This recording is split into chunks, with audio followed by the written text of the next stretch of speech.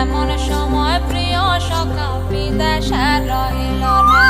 দিগন্তে ওই ফুলের আগুন লাগলো লাগলো দিগন্তে।